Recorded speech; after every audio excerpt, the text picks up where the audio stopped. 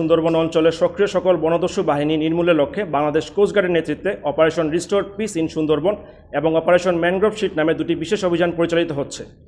এই অভিযানের ধারাবাহিক সফলতা হিসেবে পঞ্চমবারের মতো অপারেশন ম্যানগ্রোভ শিল্ডের আওতায় অভিযান পরিচালনা করে কুখ্যাত ডাকাত করিম শরীফ বাহিনীর 3 জন সক্রিয় সদস্যকে অস্ত্র ও গোলাবারুদ সহ আটক করা হয়।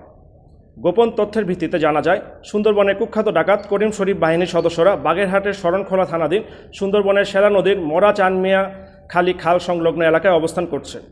প্রাপ্ত তথ্যের ভিত্তিতে গত 13ই মে 2026 বুধবার বিকেল 5টা থেকে 2 দিন ব্যাপী কোস্টগার্ড বেস মংলা এবং স্টেশন কোকিলমণি কর্তৃক উক্ত এলাকায় বিশেষ অভিযান পরিচালনা করা হয়। অভিযান চলাকালীন কোস্টগার্ডের উপস্থিতি টের পেয়ে উক্ত ডাকাত দল গুলিবর্ষণ শুরু করে। আত্মরক্ষার্থে কোস্টগার্ডও পাল্টা গুলিবর্ষণ শুরু করে।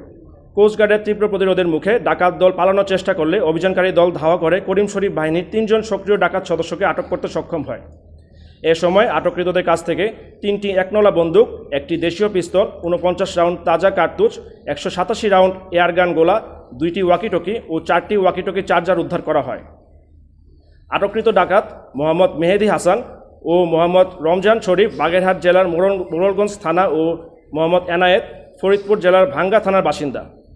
প্রাথমিক জিজ্ঞাসাবাদে জানা যায়, তারা দীর্ঘদিন যাবৎ সুন্দরবনের করিম শরীফ বাহিনীর সক্রিয় সদস্য হিসেবে ডাকাতি এবং সাধারণ জেলে ও বাউলিদের জিম্মি করে মুক্তিপণ আদায় করে আসছিল। উল্লেখ্য, গত 13ই মে বন বিভাগের তৎপরতা ও সহযোগিতায় করিম শরীফ বাহিনীর কর্তৃক জিম্মিকৃত 4 জন জেলেকে উদ্ধার করে কোস্টগার্ডের নিকট হস্তান্তর করে। জব্দকৃত অস্ত্র, গোলাবারুদ ও আটককৃত ডাকাতদের পরবর্তী আইনানুগ ব্যবস্থা গ্রহণের কার্যক্রম প্রক্রিয়াধীন রয়েছে।